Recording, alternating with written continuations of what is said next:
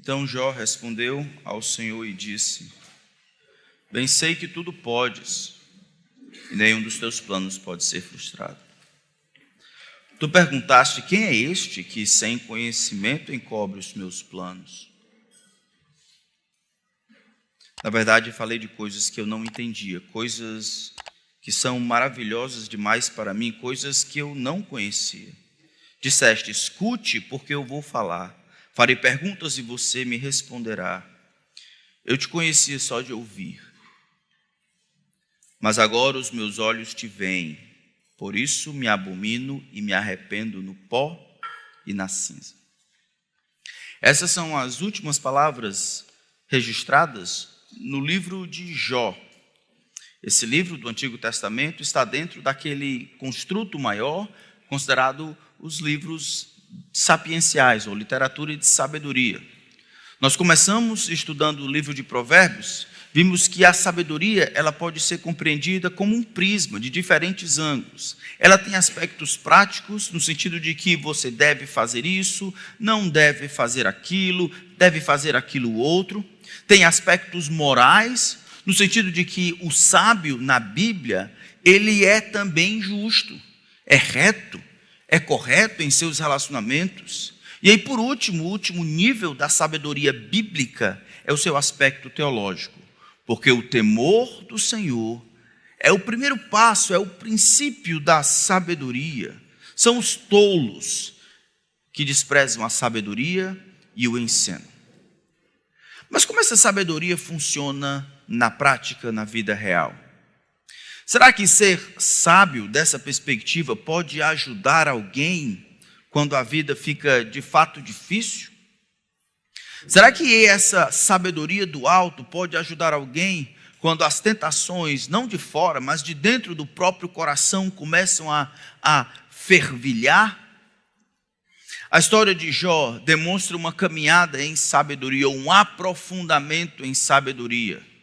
Ele confessa no final, como nós vimos aqui, que conhecia determinadas coisas apenas de ouvir falar, mas depois de ter passado por tudo que ele passou e ter percebido ou refletido sobre quem Deus era da maneira como ele refletiu, a sua compreensão de sabedoria foi aprofundada. Jó cresceu. Cresceu exatamente como nós cantamos aqui. Cresceu porque Deus falou com ele. E foi pela voz de Deus que ele cresceu, se aproximou mais do Senhor. Sabedoria serve para tudo. O texto que nós lemos no Provérbios capítulo 8 diz que ela vale muito mais do que bens preciosos. Nem o ouro mais refinado ou a prata mais burilada seria comparado. Ela é melhor do que tudo que se possa desejar. A sabedoria, ela está todas as vezes que alguém toma uma decisão correta. A sabedoria está lá todas as vezes que a justiça é feita. É pela sabedoria que os reis governam, que os príncipes, eles estabelecem justiça e juízo. Todas as vezes que uma resposta é bem dada, todas as vezes que o culpado é de fato punido e aquele que é inocente é de fato liberado, existe sabedoria. Ela não encontra espaços que possam cercear a sua habilidade. Ela está aqui, ela está lá fora, ela está dentro ou não do seu carro, ela está nas praças, cantando, falando a todas as pessoas, homens e mulheres, para que acordem, vejam que a sabedoria que Deus tem para oferecer, ela vai tornar a vida aqui relativamente viável e vai preparar você para a vida que está por vir. Essa sabedoria, ela tem um superávit eterno. Ninguém pode roubar, ninguém pode remover, nada nessa vida pode tirar aquilo que a sabedoria de Deus de fato dá. Sim, ela é mais do que tudo o que se possa desejar. Mas ser sábio não é algo fácil. Não é fácil porque no nosso coração, ao contrário do que se possa imaginar, mora a tolice e a estultice. E nós vamos ver que mesmo aqueles que têm sabedoria podem crescer e aqueles que não têm podem aprender e receber os dividendos dessa sabedoria. E nós veremos isso no livro de Jó. Quero pedir perdão, eu pregarei o livro de Jó todinho em 2 vezes. Então o livro de Jó começa assim, abram lá em Jó capítulo 1. Jó capítulo 1. A palavra do grande Deus começa assim no verso 1. Havia um homem na terra de Uz, cujo nome era Jó. Este homem era íntegro e reto, temia a Deus e se desviava do mal. Nasceram-lhe 7 filhos e 3 filhas, tinha 7.000 ovelhas, 3.000 camelos, 500 juntas de bois e 500 jumentas. Também tinham muitíssima gente a seu serviço, de maneira que este homem era o maior ou o mais rico e influente de todos os do Oriente. Os filhos dele iam às casas uns dos outros e faziam banquetes, cada um por sua vez, e mandavam convidar as suas 3 irmãs a comerem e beberem com eles. Quando se encerrava um ciclo de banquetes, Jó chamava os seus filhos e os santificava, levantava-se de madrugada e oferecia holocausto segundo o número de todos eles. Pois pensava assim, talvez os meus filhos tenham pecado e blasfemado contra Deus em seu coração. Fazia Jó isso continuamente. Pai, a tua palavra está aberta. Fala, Senhor. Ensina-nos sabedoria, não o conceito abstrato, mas a sabedoria evidente naqueles que andaram contigo. Sabedoria que o Senhor deseja nos ensinar por meio do teu servo Jó. Peço a ti, Espírito, sejas o nosso professor, não nos permita fugir do que a tua palavra tem a dizer, que ao final desse tempo sejamos menos tolos e mais sábios, compreendendo e respondendo às diversas situações que a tua providência nos deixa passar. Em nome de Cristo. Amém. A vida de Jó não começa difícil. Algumas pessoas dizem que a vida é dividida em algumas providências. Providência é aquele termo técnico que a gente fala sobre o controle soberano do grande Deus, que sabe todas as coisas. O Deus que se assenta no mais alto e sublime trono e guia a história. Por ser um Deus sábio, a sabedoria implica que o grande Deus não somente faz o melhor que pode ser feito, mas aquilo que ele faz de melhor, ele faz também da melhor maneira. Isso, no entanto, vai ser submetido a teste. O livro de Jó vai contar a história desse homem, que aqui está demonstrando já que é um homem justo, reto e temente a Deus, que são 3 qualidades que poderiam, de alguma forma, ilustrar o teor da sabedoria, como sendo prática, se desviava do mal, como sendo bem moral, era um homem justo, é um homem reto, como sendo teológico, isso é um homem que temia a Deus. Em todos os aspectos do prisma da sabedoria divina, tanto no que fazia, quanto no que o seu coração desejava, em termos de moral, de bom senso, de justiça, quanto em termos de temor ao Senhor, o fundamento da sabedoria, Jó passava por todos eles. Mas Jó é apresentado aqui como do Oriente, em comparação com todos, um homem bastante rico, um homem próspero. Na verdade, aqui ele começa a demonstrar determinados dividendos da sabedoria. A sabedoria, ou aquela habilidade dessas 3 coisas, de se portar de uma determinada maneira, ou ter um relacionamento correto com as pessoas, com as situações, a relação devida com o trabalho, com outras coisas, com o recurso, com os desejos, tudo isso permite que o grande Deus utilize em sua providência para que os homens adquiram recursos. É o que nós vimos no Provérbios capítulo 8. Então ele cita essas ovelhas, os camelos e bois e jumentas, para ficar claro para mim e para você que o homem de fato era próspero. Jó está experimentando o que a gente chama de providência tranquila. A providência tranquila é quando você está às 6 horas aqui na Washington Soares e os sinais, quando você dobra ali na Oliveira Paiva, todos se abrem para você. É quando nas 6 horas, no momento que você está no fluxo, por alguma razão, não passa nenhuma moto buzinando, nem toca no seu retrovisor, você vai tranquilo, não tem buzinas, não tem carro. A providência tranquila parece ser aquele momento em que o grande Deus cerca você com sebe, a saúde está bem, os recursos estão bem, as finanças estão caminhando bem, os relacionamentos estão todos ajustados, existe harmonia familiar, harmonia na igreja, harmonia no trabalho, harmonia nos negócios, você não consegue ver nada difícil. Como Jó, os pecados até passam por uma certa suspeita. Ele olhava a vida dos seus filhos e ele oferecia holocausto porque pensava, pode ser, talvez, não era evidente para mim que meus filhos estavam pecando como o Senhor, contra o Senhor, então talvez eles tenham pecado e apenas para prevenir eu irei fazer esse tipo de holocausto.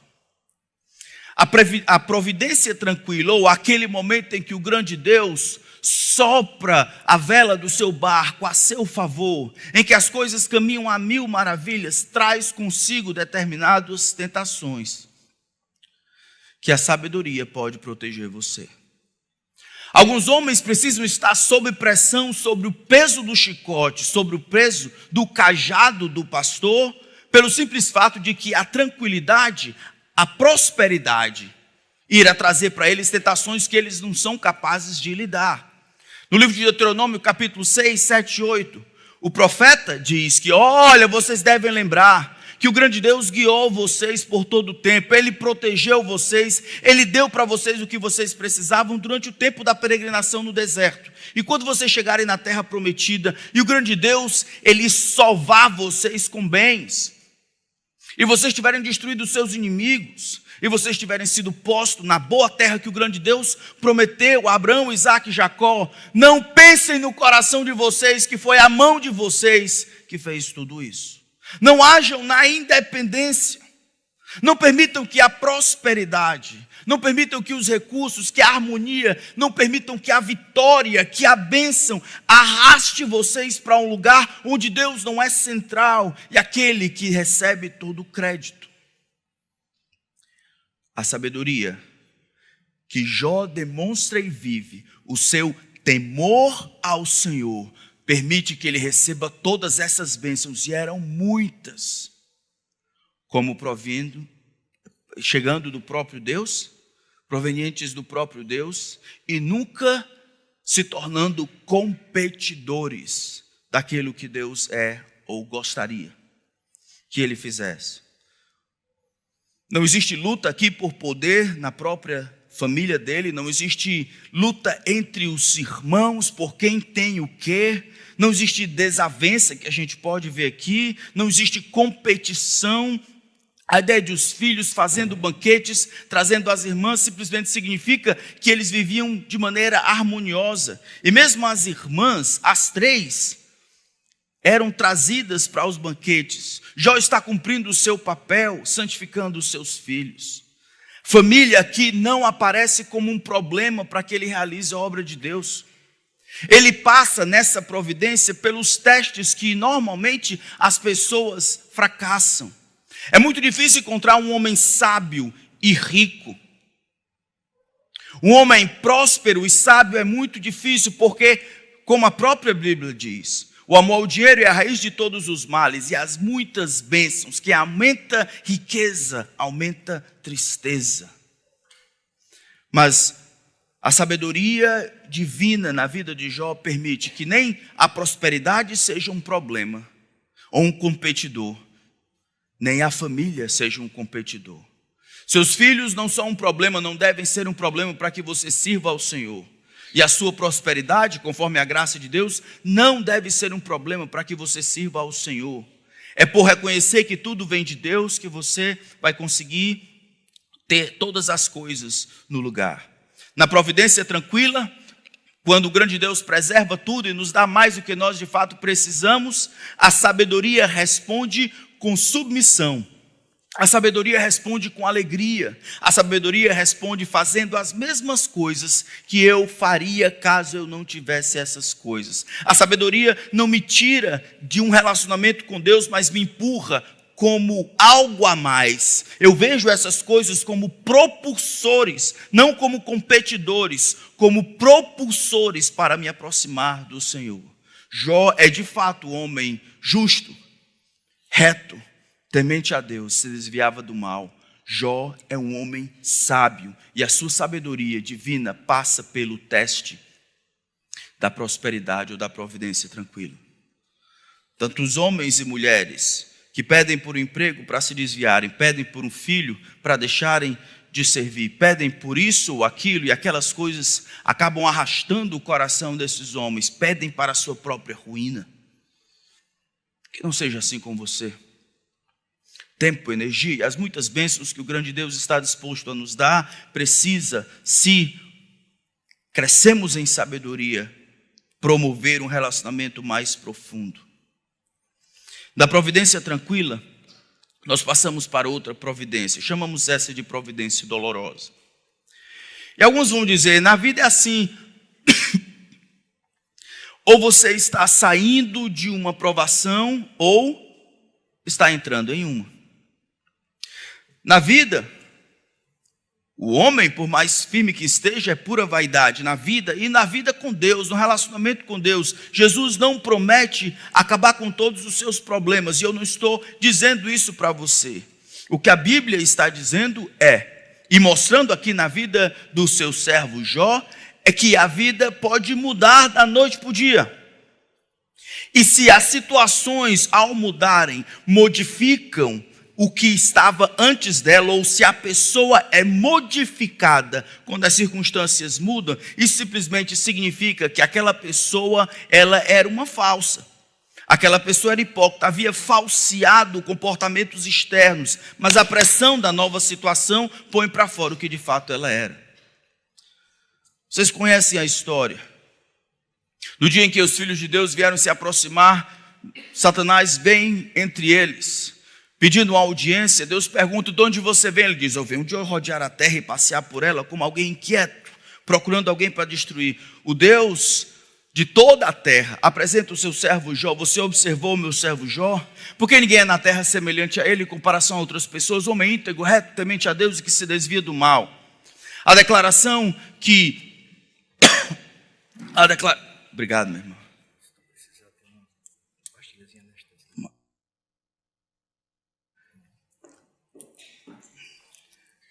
Acho que é Pereiro. A declaração do Senhor sobre quem era Jó demonstra que aqui não era Jó falando de si mesmo. Essa é da perspectiva de Deus. Essa justiça, obviamente, não significa perfeição, mas significa essa sabedoria que nós já vimos no livro de Provérbios. Íntegro, completo, temente a Deus, respeitando, reverenciando, favorecendo, considerando, ouvindo, humilde diante da opinião de Deus sobre ele, e assim disposto a dar atenção ao que Deus estava dizendo, que se desviava do mal, não peitava o mal, mas se desviava do mal. A acusação do diabo diante dessa declaração divina é severa. Não. Jó não é um homem que de fato teme ao Senhor. Na verdade, ele faz essas coisas porque o Senhor tem cercado ele como uma sebe, cercado ele, protegido, dando para ele tudo que ele de fato precisa. O Senhor tem dado para ele muito mais do que ele precisa, tem o abençoado, e é por essa razão que ele te serve. Ele não te serve por aquilo que o Senhor é, mas te serve por aquilo que o Senhor dá. Que o Senhor havia abençoado Jó com muito mais do que Jó precisava? A resposta é sim. Que Deus havia cercado Jó com sebe para protegê-lo? A resposta é sim. Os filhos, o trabalho, os jumentos, os camelos, as jumentas, tudo havia sido provisionado pelo Senhor para Jó. Mas será que Jó consegue amar e servir a Deus independente dessas coisas? A simples leitura disso me chama a atenção, porque para nós servos de Deus, para nós igreja que queremos caminhar com o Senhor, para nós que desejamos fazer a vontade de Deus, somente uma confiança clara e resoluta no Senhor é que deve proteger o nosso coração de uma determinada confusão.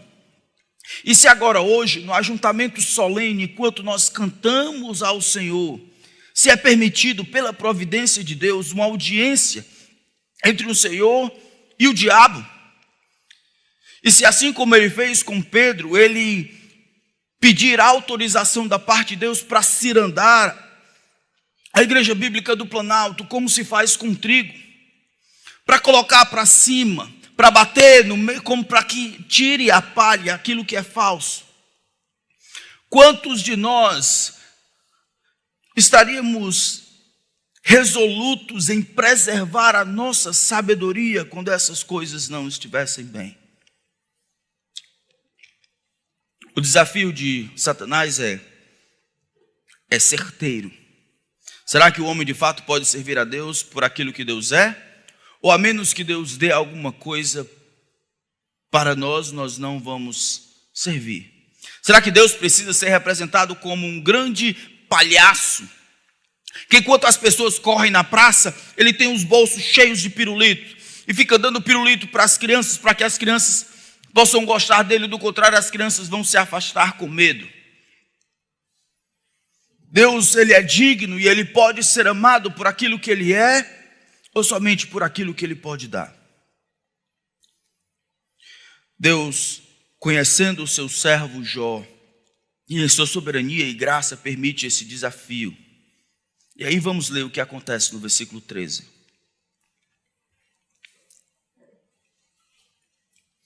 Um dia, quando os filhos e as filhas de Jó comiam e bebiam, vinham na casa do irmão mais velho, veio um mensageiro a Jó e lhe disse: os bois estavam lavrando e as jumentas estavam pastando junto a eles. De repente os sabeus atacaram, levaram tudo, mataram os servos a fio de espada.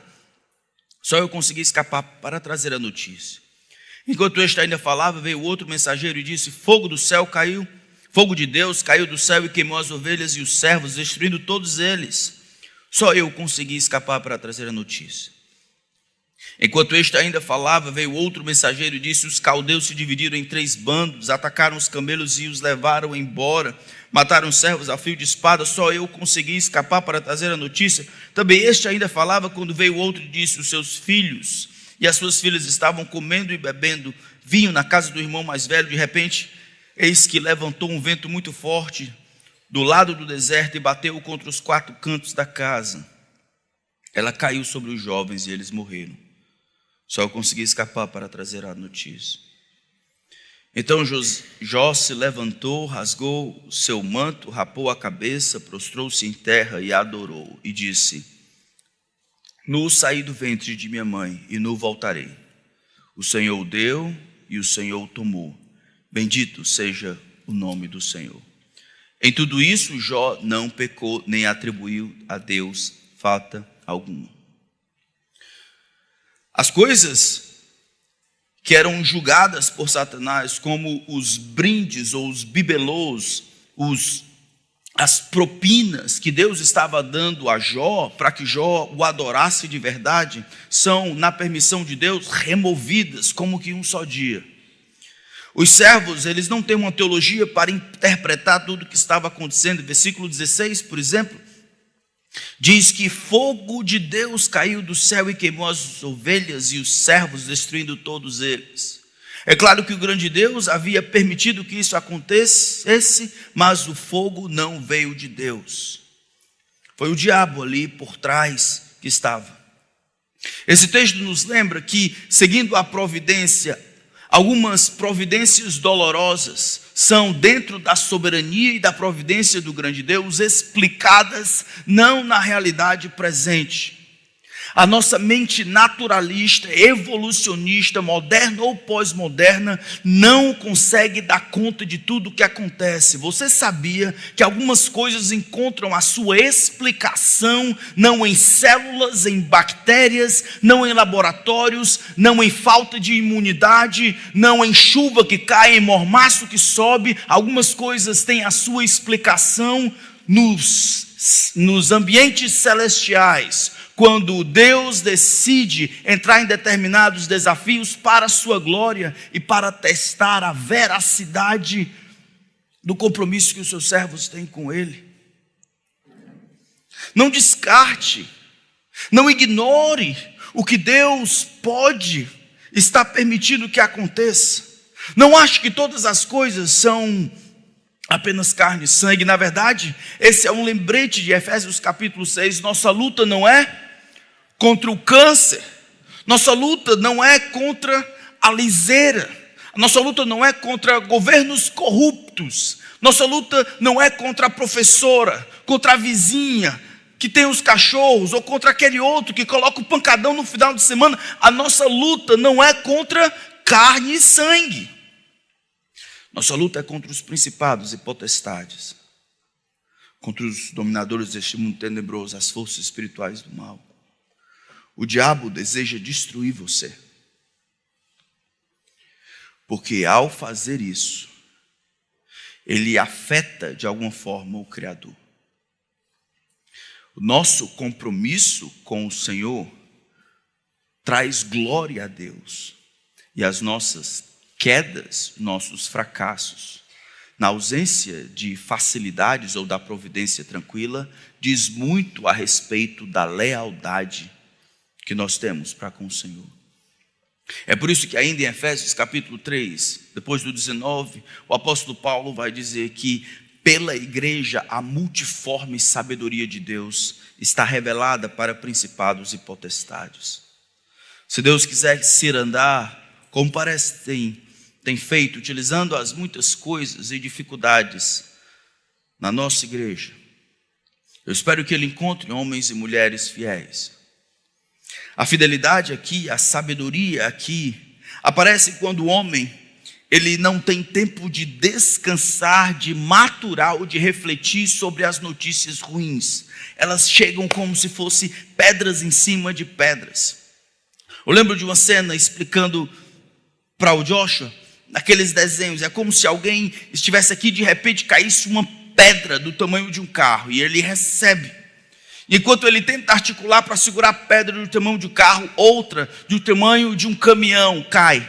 E ainda enquanto ele tenta, as pernas já se dobrando, segurando mais uma vez, cai então outra pedra do tamanho de um caminhão baú. E enquanto ele está ainda, ele recebe uma outra pedra do tamanho de uma carreta. Vocês percebem que a maneira como as coisas estão sendo colocadas, existe uma estratégia demoníaca por trás. Ainda ele falava, o outro chega. Vai das coisas mais triviais, de bois e jumentas, a servos, ovelhas, depois vai caminhando até que chegue aos próprios filhos, daquilo que é mais leve para aquilo que é mais pesado. A sabedoria, no entanto, aqui vai aparecer quando esse homem que é justo, reto, íntegro, temente a Deus, se desvia do mal, consegue ainda amar ao Senhor. Mais do que isso, consegue adorá-lo. No versículo 20, nós encontramos o significado de adorar. O que significa adorar? O que significa adorar a Deus? A palavra adorar, tantas vezes, que descreve um ato de se prostrar, tantas vezes tem sido mal compreendido, como se fosse simplesmente aquela alegria que eu tenho aqui nas minhas entranhas, aquela sensação legal. Ou adorar significa fechar os olhos durante o tempo de pregação, ou culto, ou cântico. Adorar significa chorar, significa pular, significa fazer uma coisa ou outra. Adorar a Deus, no entanto, no sábio, adorar a Deus significa reconhecer quem Deus é e submeter-se a isso. Adorar é reconhecer quem Deus é, o Deus justo, o Deus, como o caso de Jó diz, o Deus doador. Das tuas mãos tudo veio, o Senhor o deu. O meu trabalho, a minha inteligência, minha oportunidade, minha saúde, meus filhos, minha família, o Senhor o deu. Nada mais justo, doloroso, mais justo que o Senhor tenha direito de remover isso. O Senhor deu, o Senhor tomou. Isso não está fora de quem eu sei que o Senhor é e as prerrogativas que o Senhor tem sobre a minha vida. Eu reconheço quem o Senhor é e eu me submeto a isso. Quando isso não acontece, isso não pode ser chamado adoração. Reconhecer quem Deus é demanda que eu conheça a Deus, não o Deus que eu crio na cabeça. O Deus dos católicos, o Deus dos crentes, o Deus dos ubandistas, o Deus da mãe, do pai, o Deus conforme ele se apresenta na Escritura Sagrada, o Deus que se auto-revela o seu poder e a sua justiça neste mundo criado de maneira perfeita no início, mas ainda hoje mostrando a sua glória e a sua pessoalidade, onipotência, plano na Escritura Sagrada. Eu reconheço quem Deus é conforme ele se mostra e eu me submeto a isso. Nós não chegamos então, meus queridos, na igreja para sentir aquele gostinho, aquele negócio legal. Nós não chegamos e quando a música eu não gosto, ou quando alguma coisa não é legal, eu simplesmente não gosto do culto. Não gosto do culto. Quem você pensa que é? O culto é para Jesus. Jesus deve se agradar. E isso é adorar. Não é me perder nos meus sentidos, mas de maneira consciente. A verdade que eu tenho de quem Deus é, ela inflama o meu coração de maneira a responder o que eu creio corretamente a respeito de Deus, e isso resulta numa disposição dos meus membros para se submeter a quem Deus é. É um conjunto de tudo que eu sou, o que eu sei, o que eu sinto e o que eu faço. É exatamente isso que a gente vê aqui. Ele se dobra diante do Senhor, ele coloca para fora a sua compreensão de quem ele é e de quem o próprio Deus é, e ele louva ao Senhor. Bendito seja o nome do Senhor.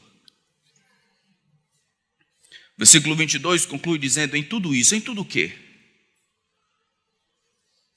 Em toda a providência dolorosa. Passar pela providência tranquila tem determinadas tentações, mas você há de convir que é relativamente fácil. Providência tranquila, talvez você consiga se concentrar em determinadas religiosidades, dar um pouco de dinheiro ali, fazer uma coisa acolá. Você fica ali no seu clichê religioso, vem duas vezes adorar e está tudo tranquilo. Mas quando Deus remove as coisas que você ama, para verificar se você está disposto a confiar nele, isso é um pouco mais difícil, isso é sobrenatural. Antes de passar para a próxima providência, eu preciso perguntar para você: por que você adora a Deus? É porque Ele lhe deu os filhos que você tem? É porque Ele lhe deu saúde? É porque Ele lhe deu dinheiro, esposa? Essa é uma pergunta legítima, irmãos. É uma pergunta que deveríamos fazer a nós, porque é uma pergunta que o diabo tem aprendido a fazer ao observar os homens. No versículo do capítulo 2 agora, enquanto nós migramos para a próxima providência, ele fala das suas tentações, dos desafios com base no que ele tem aprendido, desde que ele viu o homem pecar e continuar em seu pecado. A ideia de andar e rodear a terra e passear por ela, ou pele por pele, tudo quanto o homem tem, ele dará em troca. Não foi o homem que disse isso para ele, ele viu. Ele viu o homem lutando para se manter vivo. Ele viu que o medo da morte faz o homem cometer loucuras. Ele viu que o homem é por natureza um corruptor. O homem deseja ser agradado, mesmo que seja por Deus. O homem deseja ser conquistado por Deus com bibelôs, com propinas, com outras coisas. Ele viu, no seu coração e no meu coração existe uma predisposição a amar a Deus quando tudo está bem, e se afastar de Deus quando as coisas ficam difíceis. No seu e no meu coração existe uma predisposição para achar que Deus me ama quando tudo está bem e Ele me odeia quando tudo está mal. Existe uma predisposição para descaracterizar Deus como Deus soberano, que pode fazer o que quiser, porque é prerrogativa de Deus. É prerrogativa de Deus. Eu lembro de uma vez, esse texto tem muitas memórias. Eu estava pregando no livro de Jó, quando Deus estava nos usando para plantar a primeira igreja, Igreja Maranata. Naquela semana, enquanto estava pregando Jó por alguns meses, era o nascimento do nosso primeiro filho, o Iago. E aí eu lembro que o Iago precisou ir para a UTI, ficou 5 dias e tal. E eu tive essa conversa: Senhor, eu estou ensinando Jó, e a pergunta que não deixa calar: eu vou amar o Senhor se Deus decidir levar o nosso filho? 12 anos depois, o Iago sobreviveu, mas 12 anos depois estávamos em determinado lugar em família, e aí um carro passou por cima dele, quebrando a pelvis dele em alguns pedaços. E aí o canto era difícil, acesso para ir para o hospital, lá vamos para o hospital, o médico olhou lá, viu muito líquido e disse: isso aqui está muito feio e tal. E aí eu entrei com ele na UTI, e aí esse pensamento veio de novo. Eu amarei ao Senhor, eu amarei ao Senhor se Ele tirar essas coisas, as coisas que eu amo, não somente coisas, mas também pessoas. E a melhor ilustração é daquele pregador que dizia que ao caminhar na rua o carro perdia, o outro carro que estava na calçada, o carro perdia o controle e acabava tomando o filho que estava andando do seu lado. E o homem corria e via o corpo do seu filho agora sem respirar, e ele pegava na cabeça e dizia: a quem tenho eu no céu, senão a ti? Não há outro em que eu me compare na terra, não há outro em que eu desejo. Minha alma, ainda que minha alma desfaleça, Deus é a fortaleza do meu coração e a minha herança para sempre. A quem tenho eu no céu, senão a ti? Como que dizendo para o seu próprio coração como ele deveria responder a isso, como ele deveria adorar. Em outras palavras, é prerrogativa de Deus fazer as coisas por razões que tantas vezes eu desconheço, mas eu sei quem Ele é, e eu me submeto a isso. Adorar a Deus nesse sentido não é algo simples. Adorar a Deus é sobrenatural, porque o diabo está certo quando ele sabe que alguns homens não adoram a Deus, mas brincam de barganhar com Ele. Os homens não adoram a Deus, algumas vezes, por causa daquilo que Deus é, mas eles são atraídos pelas bênçãos. E quando elas não estão presentes, acaba-se com elas o amor e a devoção que se tem com Deus. Jó sabe: no saí do ventre de minha mãe, no voltarei o Senhor deu, o Senhor tomou, bendito seja o nome do Senhor. E se a história acabasse aqui, meus queridos, nós teríamos já tanto ensino e tanta instrução. Sabedoria do Senhor se demonstra capaz de sustentar esse homem durante o vento suave e leve da providência tranquila. Consegue sustentar, é como ferro na sua espinha dorsal espiritual, para sustentá-lo quando o seu mundo cai sobre ele. Ele ainda tem Deus. Deus está lá e ele ainda o adora e não atribui a Deus falta nenhuma. Mas existem outras coisas, e da providência dolorosa nós caminhamos para a providência insuportável. Versículo 1 do capítulo 2 diz: no dia em que os filhos de Deus vieram apresentar-se diante do Senhor, veio também Satanás entre eles. Então o Senhor perguntou a Satanás: de onde você vem?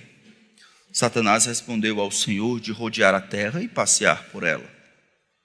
E o Senhor disse a Satanás: você reparou no meu servo Jó? Não há ninguém como ele na terra. Ele é um homem íntegro e reto, que teme a Deus e se desvia do mal. Ele ainda conserva a sua integridade, embora você me incitasse contra ele para destruí-lo sem motivo. Então Satanás respondeu ao Senhor: pele por pele. O homem é capaz de dar tudo o que tem pela sua vida. Mas estende a tua mão e toca nos ossos e na carne dele, para ver se ele não blasfema contra ti na tua face. Então o Senhor disse a Satanás: você pode fazer com ele o que quiser, mas poupa-lhe a vida. Então Satanás saiu da presença do Senhor, feriu Jó com tumores malignos, desde a planta do pé até o alto da cabeça. Jó, sentado em cinza, pegou um caco de barro para com ele raspar as feridas. Então a mulher dele disse: você ainda conserva a sua integridade? Amaldiçoe a Deus e morra. Mas Jó respondeu: você fala como uma doida. Temos recebido de Deus o bem, por que não receberíamos também o mal? Em tudo isto, Jó não pecou com os seus lábios. A providência dolorosa, ela é dolorosa porque ela causa dor. Mas existe aquela expectativa, aquele otimismo que nós brasileiros estamos tão acostumados, aquele otimismo quase fideísta, a esperança de que vai dar certo, de que quem tem saúde tem tudo, não é não? Ora, tendo saúde, a gente dá a volta por cima, corre atrás, não é não? A gente tem tudo, tira uma coisa aqui, tira outra coisa lá, a outra aqui, mas tendo saúde a gente corre tudo. A providência insuportável é aquela que não somente as coisas são removidas, mas os meios pelos quais as coisas são alcançadas também é removido. Jó não tem mais nada. O texto ele apresenta o mesmo diálogo do Senhor com Satanás. O texto demonstra a compreensão de Satanás ao longo dos anos sobre o senso de autopreservação do homem, tudo que tem, o homem dará em troca da sua vida. Ele continua com o mesmo argumento: olha, o Senhor não tirou as coisas, não dá ainda para saber se Jó te ama de verdade, não dá ainda para saber se esta sabedoria de ser justo, reto, temente a Deus, isso de fato é real, não dá para saber, ainda falta um teste. Jó aqui ele aparece como sendo um modelo para todos os homens.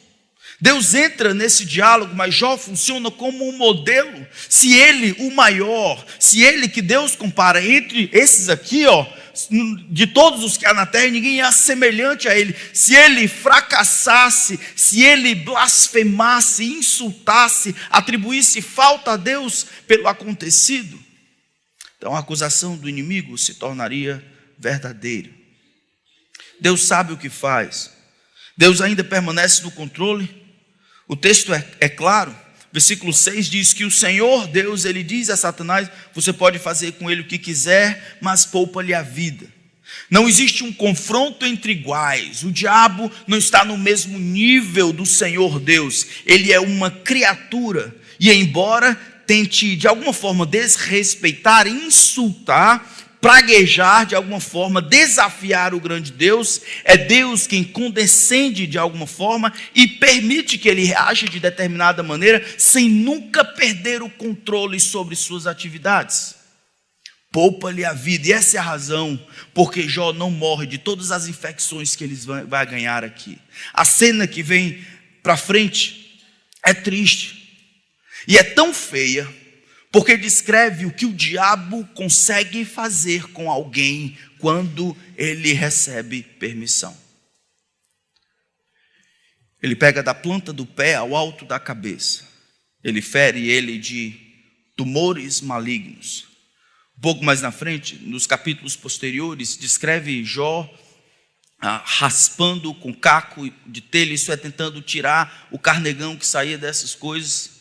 Mas na frente ele vai falar sobre a mulher, do mau hálito, do senso de podridão, do que ele exalava caminhando. A situação dele começa a ficar ruim, mas vai ficar bem pior. A ideia de estar em cinza é tentar usar de alguma forma, é estar numa situação completamente deplorável e demonstrar isso de uma maneira externa. Me chama a atenção que Deus permitiu que as bênçãos fossem removidas da vida de Jó, mas o diabo deixa a mulher com vida. E aqui ela aparece exatamente como ele a chama. Você fala, versículo 10, como uma doida, porque a mulher sábia, ela edifica o lar, mas a tola, ela destrói com as próprias mãos.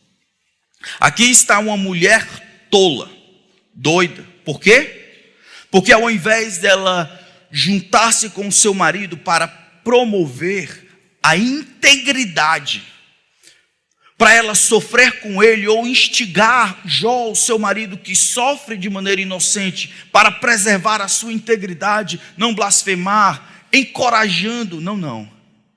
Ela é utilizada pelo diabo e o seu próprio coração para incitá-lo a blasfemar contra Deus e terminar a vida.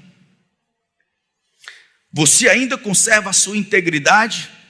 Talvez o diabo não estava certo em sua acusação sobre Jó, mas sobre a mulher? Sim.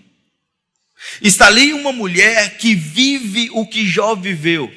Um homem íntegro, reto, temente a Deus, se desviava do mal, vivendo na presença da sua esposa, vendo ele santificando os filhos, vivendo toda aquela harmonia, experimentando um homem em sua sabedoria divina, amando os seus filhos, amando a sua esposa, amando ao seu Deus. Ela viu já a resposta, a reação de Jó na providência dolorosa. O Senhor é Deus, o Senhor deu, o Senhor o tomou. Mas mesmo com todos esses sinais de sabedoria, o seu coração é louco. O seu coração é o coração de uma tola. É tola porque ela, independente ou diferente de Jó, ela acredita que o temor e a integridade está associada à abundância. Integridade em relação a Deus, ou respeitar a Deus, deveria estar condicionado a Deus me comprar com as bênçãos. E se eu entendo em relação às crianças, não em relação à saúde. A saúde sendo removida, ela pergunta com uma certa surpresa: você ainda preserva a sua integridade? Demonstrando a loucura, demonstrando a insensatez, demonstrando a tolice de uma vida vivida na frente de um sábio, mas com a tolice no coração. E essa é uma lição para nós, irmãos. O diabo, ele, de maneira estratégica, permite que ela fique viva, porque ele acha que o plano que ele tem para destruir Jó tem mais probabilidade de dar certo se essa mulher ficar viva. Os filhos não, mas essa mulher sim, essa é a razão porque ela permanece viva. Eu não sei com quem você tem andado. Talvez a sua esposa seja uma mulher de Deus. Talvez o seu marido seja um homem de Deus. E ao invés de você correr para aproximar de Jesus, você tem sido exatamente assim. Utilizado talvez pelo próprio diabo para afastar esposa, mãe, filhos, avô e avós da presença de Deus. Converta o seu coração. Não ignore as tramas do inimigo para afastar os homens e as mulheres de Deus. A providência, então, insuportável, ela vai fazer com que Jó fique calado por muitos dias. Do versículo 11 até o versículo 13, fala da cena: os 3 amigos de Jó ouviram este mal que havia caído sobre ele, eles vão até lá para condoer-se e consolá-lo.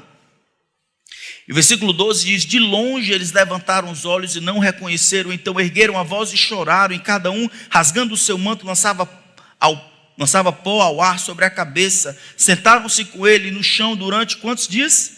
7 dias e 7 noites, e ninguém lhe disse uma só palavra, pois viam que a dor era muito grande. E essa é a melhor parte do que esses homens fizeram. A melhor parte foi ficar calado. Daqui para frente, do capítulo 3 em diante, a gente já está vendo a ideia dos dias. E aqui tem um toque muito interessante. A providência intolerável, normalmente ela acontece quando determinada situação, ela se prolonga por bastante tempo. E ela tem a tendência a drenar a energia. Aquele período de reação já passou, o que sobrou agora é a resposta. É que eu olho aqui e procuro determinadas explicações ou determinadas razões, ou procuro entender, interpretar a realidade. Do capítulo 3 até o capítulo 27, nada mais é do que um circuito de perguntas e respostas, quando esses seus amigos, Zofar, Elifaz e Bildade, vão tentar interpretar o que está acontecendo, mas a teologia, ou as informações que ele tem a respeito de Deus e a respeito dos homens, são mais inverossímeis do que o diabo sabe sobre o homem. E aí, ao invés de ajudar Jó nas suas muitas dificuldades, na verdade eles acrescentam como que vinagre em ferida aberta. O que eles estão pensando? Eles estão pensando que Deus, ele deve estar dentro de uma caixa de sapato. É como se Deus fosse um João teimoso. Ele só tem para isso que aconteceu apenas uma explicação. Capítulo 4, versículo 2, ele diz: se alguém tentar falar, ele começa: você terá paciência? Mas quem poderá conter as palavras? Veja bem, você ensinou a muitos e fortaleceu aos cansados. Versículo 5, mas agora chegou a sua vez, e você perde a paciência. Ao ser atingido, você fica apavorado. Você não tem confiança no seu temor a Deus? Não tem esperança na integridade dos seus caminhos? E aqui está a interpretação do que está acontecendo. Verso 7 do capítulo 4. Pense bem, será que algum inocente já chegou a perecer? E os retos foram destruídos? Segundo o que eu tenho visto, os que lavram a iniquidade e semeiam para o mal, isso mesmo ele escolhe. Em outras palavras, quando ele pergunta, no versículo 7, pense bem, Jó, será que algum inocente já pereceu? E onde os retos foram destruídos? Em canto nenhum, na minha experiência, ele vai dizer, da minha experiência não é isso que acontece, o que eu tenho visto não é isso que acontece. Então, logo, se você está sofrendo é porque você não é inocente.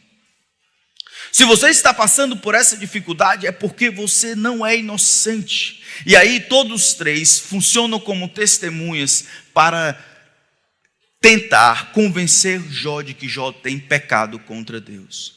Irmãos, essa desgraça de teologia é chamada de teologia da retribuição. E aí, embora a gente veja na palavra de Deus que Deus se utiliza dessa teologia, nem de longe ela é a única maneira de explicar o Deus soberano e como Ele age.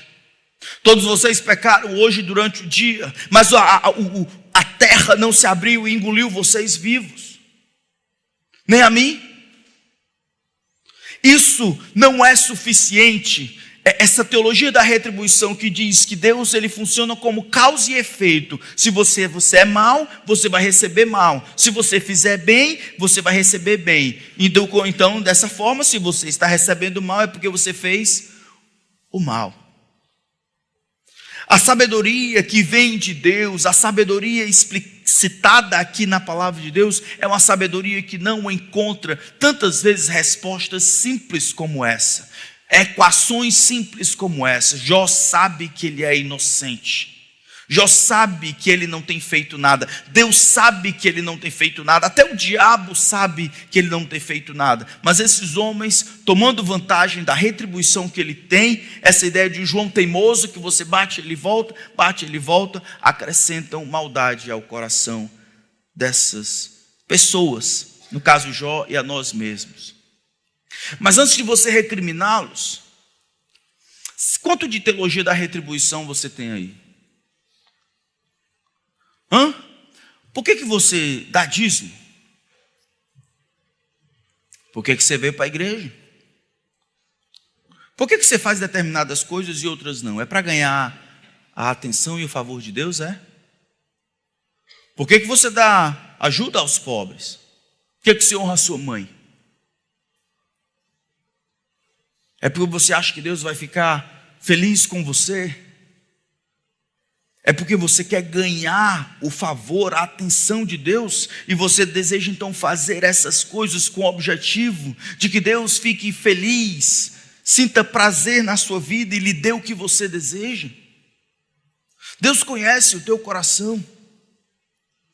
Vir para cá, memorizar determinadas coisas, ler o que deve ler, fazer uma coisa ou outra com o objetivo imoral de receber de Deus aquilo que o nosso coração deseja, vai contra a soberania do grande Deus. Deus não pode ser comprado. A adoração que Ele merece é para nós um privilégio conceder. Deus, Ele não aceita ser comprado. Não é incomum nós pensarmos, cometemos o pecado ou algum pecado. E aí, ao invés de nós corrermos para Cristo, para que Ele nos perdoe e confiarmos em Deus de que Ele torna o nosso relacionamento com Ele aceitável por causa da cruz, da morte de Jesus, nós procuramos determinadas coisas para ganhar esta bênção, ganhar este perdão. E quando nós não estamos obedecendo como devemos obedecer, temos medo dele nos rejeitar. Achamos que Deus, mesmo os que estão em Cristo, nos amam mais porque obedecemos e nos ama menos quando desobedecemos. E isso insulta a soberania e a justiça de Deus. Ele faz Zofar e Bildade, eles ainda vivem nas nossas cabeças. Eles estão pululando nos nossos corações, para que a gente faça as coisas para ter outras coisas, que a gente faça determinadas coisas para ganhar outras coisas, para que a gente fomente em nosso coração a ideia de que Deus só pode ser amado se Ele me der determinadas coisas. A sabedoria divina não mantém-se dessa maneira. A minha intenção era ir até o capítulo 28.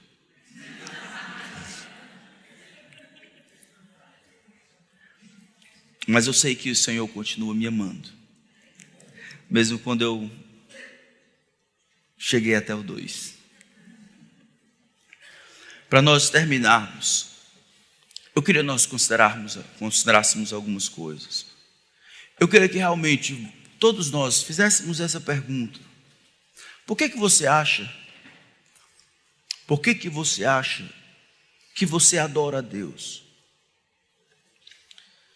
E se a resposta for qualquer outra, que não seja eu adoro ao Senhor, porque isso é apropriado para a Ele ser adorado, e é um privilégio para mim adorá-lo. Se a resposta for qualquer outra coisa, qualquer outras linhas de bênçãos que alinhavam o nosso relacionamento, nos traz para mais perto, funcionam como tempero para o nosso amor, isso está fora do que Deus tem planejado. Deus é digno do nosso amor e da nossa adoração, independente das coisas que Ele nos dá. É próprio, é correto atribuir a Ele glória e força. Eu não sei em que tipo de providência você está, se na providência tranquila, na providência dolorosa, ou até na providência insuportável. A sabedoria de Deus, ela pode ajudar você a responder adequadamente a todas elas. Se você está experimentando um tempo muito bom na presença de Deus, não se desvie. Não olhe para essas coisas e diga: você é o meu Deus. Não corra atrás dessas coisas como se elas pudessem encher o teu coração. Elas não são. Elas não conseguem dar conta de satisfazer a sua alma. Se você está passando por uma providência dolorosa, onde as coisas que você ama, você não tem, onde que determinadas coisas você, para ter, tem que perder, você receba isso como a providência de Deus e responda de maneira adequada a quem Deus é. E aqueles que insultarem você, incitando para que você blasfeme, você tem autorização para chamar eles de doido. Você é um louco. Porque esse é o louco. O que seria a loucura se não viver distante de Deus? O que seria loucura se não achar que a vida tem sentido e tem valor à parte de Deus? O que seria loucura se não achar que as criaturas ou a criatura pode tomar o lugar do Criador na nossa vida? O que seria loucura se não achar que é possível viver uma vida distante de Deus, amaldiçoar a Deus, viver na independência de Deus e não sofrer os danos e as punições daqueles que insultam a Deus? O Senhor nos livre dessa loucura e nos prepare para toda providência. seja ela qual for. Deus é digno do nosso amor. E é nosso privilégio amá-lo de volta. Vamos orar. Senhor Deus, obrigado pelo sustento do Senhor. Todos nós somos confrontados por verdades como essas.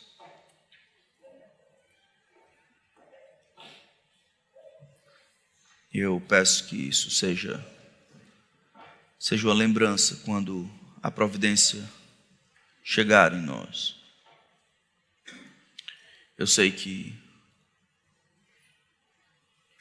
nós temos sido cirandados esses últimos tempos. Ajuda-nos a nos mantermos fiéis e sábios na Tua presença e a respondermos de uma maneira que agrade ao Senhor. Nos ajuda a Te adorar como o Senhor merece. Em nome de Cristo. Amém.